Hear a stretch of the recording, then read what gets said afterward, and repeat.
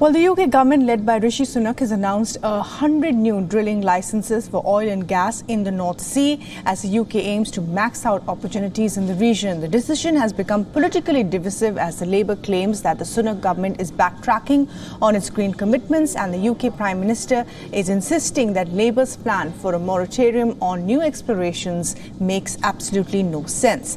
The government is also expected to announce 2 new licenses for carbon capture and storage in the North Sea. This in an attempt to mitigate the environmental impact of maxing out production of the North Sea's oil and gas reserves. These decisions are set to be announced during Sunak's trip to Scotland. Sunak claims that they are a key part of Britain's transition to net zero and to lower the dependence on countries such as Russia. However, organizations such as the Greenpeace have criticized the use of carbon capture, arguing the technology is being used as an excuse to carry on burning fossil fuels.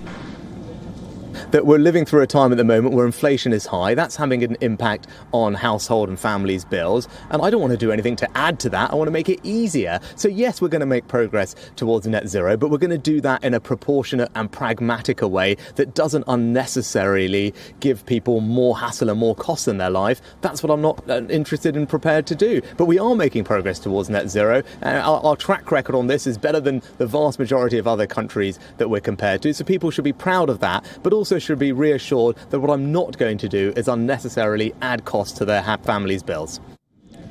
However, this move is expected to deepen the rift between the Tories and the Labour. The Labour insists it will revoke the licences if it wins. Sunak lashed out at the opposition, saying that people don't want to risk the lights going out. We need fossil fuels as part of the transition to net zero. Banning North Sea oil and gas, like the Labour Party suggests, will weaken our energy security and strengthen dictators like President Putin. The Labour, however, argues that Britain should be pushing for more renewables instead of subsidizing new oil and gas exploration. And Alex Izad is now joining us live for the very latest on this new drilling, these licenses that have been given out by the Rishi Sunak government. And well, what is really the internal debate on this, as many believe that this is against the government's push towards renewable energy? Well, you're absolutely right. And we just heard there from the Prime Minister, Rishi Sunak, him said he is changing the way that he is speaking about climate issues and talking about saying that these licenses are still a drive towards that net zero goal. But this is a pragmatic approach, which is quite an interesting turn of phrase. Realistically, there have been talks about these licenses giving drilling over to the North Sea for the past few years. But now we know that the very first licence will be handed over in autumn, and then 100 more will follow. Now, that's a big difference. And of course, he says that we don't want to be held any kind of responsibility to any other country, and that therefore we should be able to be getting our own electricity from our own sources. But there are still a lot of questions with regards to how long these licenses are going to be for, what type of drilling, and is there going to be a windfall tax on them? It will be a profit margin on them. There is still a lot more conversation to be had. And of course, this isn't going down particularly well with any activists